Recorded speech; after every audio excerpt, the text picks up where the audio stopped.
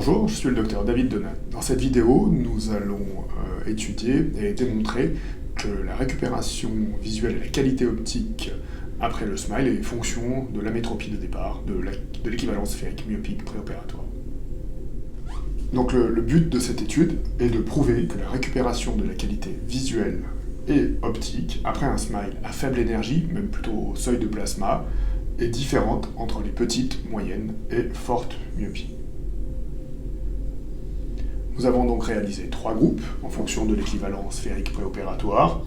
Entre plan et -3, on appelle ça des petites myopies, entre -3 et -6 des moyennes myopies, et supérieur à -6 des fortes myopies.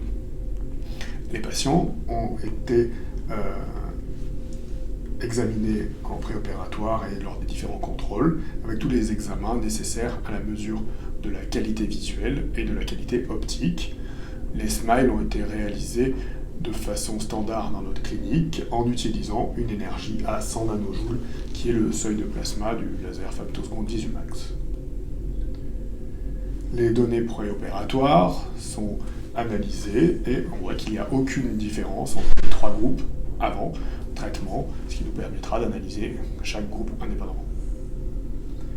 Ici, l'analyse de l'acuité visuelle non corrigée et on voit que la récupération des petites myopies dépasse les 10 dixièmes au premier jour. Les moyennes myopies ont une récupération de la meilleure acuité visuelle non corrigée lors de la première semaine. Pour les fortes myopies, il faut attendre en moyenne une semaine pour récupérer la meilleure acuité visuelle non corrigée.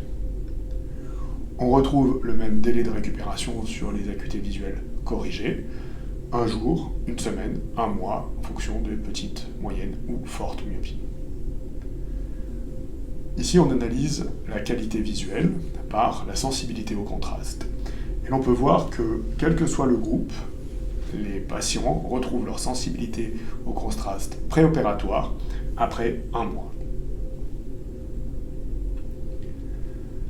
La MTF permet d'analyser l'enveloppe globale des aberrations optiques et on voit que pour les petites myopies, la modification de la MTF est très faible et la récupération, il n'y a pas de modification, pardon. Par contre, pour les moyennes et fortes myopies, il y a une baisse de cette valeur, témoin d'une création d'aberration optique qui est plus importante sur les fortes myopies.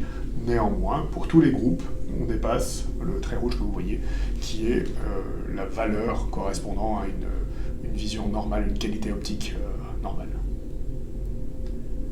L'OSI, qui est l'index de diffusion optique, est mesuré en préopératoire et à chaque date. On voit que pour les petites myopies, on a un retour aux valeurs préopératoires à un mois. Pour les moyennes myopies, on voit qu'on retrouve sur des valeurs normales. Par contre, les fortes myopies restent un peu plus élevées à un mois.